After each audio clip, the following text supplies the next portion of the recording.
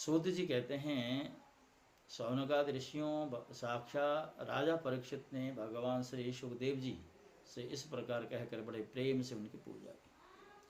अब वे परीक्षित से विदा होकर समागत त्यागी महात्माओं भिक्षुओं के साथ वहाँ से चले गए। राजर्षि परीक्षित ने भी बिना किसी बाह्य सहायता के स्वयं अपने अंतरात्मा को परमात्मा के चिंतन में समाहित किया और ध्यानमग्न हो गए। उस समय उनका श्वास प्रश्वास भी नहीं चलता था, ऐसा जान पड़ता था मानो कोई वृक्ष का ठूंठ हो।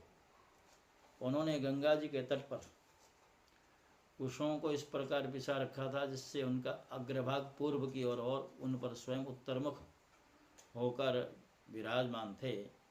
उनकी आसक्ति और संशय तो पहले ही नष्ट मिट चुके थे। अब वे ब्रह्म और आत्मा के एकता रूप महायोग में स्थित होकर ब्रह्म स्वरूप हो गए।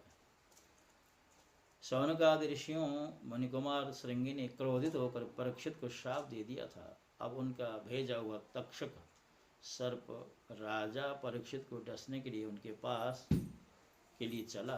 रास्ते में उसने कश्यप नाम के एक ब्राह्मण को देखा। कश्यप ब्राह्मण सर्प विष की चिकित्सा करने में बड़े निपुण थे। तक्षक ने बहुत सा धन देकर कश्यप को वहाँ से लौटा दिया। उन्हें राजा के पास न जाने दिया और स्वयं ब्राह्मण के रूप में छिपकर, क्योंकि वह इच्छानुसार रूप धारण कर सकता था, तक्षक राजा परीक्षित के पास गया और उन्हें डस दिया। राजर्षि परीक्षित तक्षक के डसने के पहले ही ब्रह्म में स्थित हो चुके थे। तब तक्षक के विष की आग से उनका शरीर सबके सामने ही जलकर भस्म हो गया। पृथ्वी आकाश और सब दिशाओं में बड़े बड़े जोर से हाय हाय की ध्वनि होने लगी। देवता असुर मनुष्य आदि सब के सब परीक्षित की यह परम गति देखकर विस्मित हो गए। देवताओं की धुंधुमें अपने आप बज उठी। गंधर्व और अप्सराएं गान करने लगीं।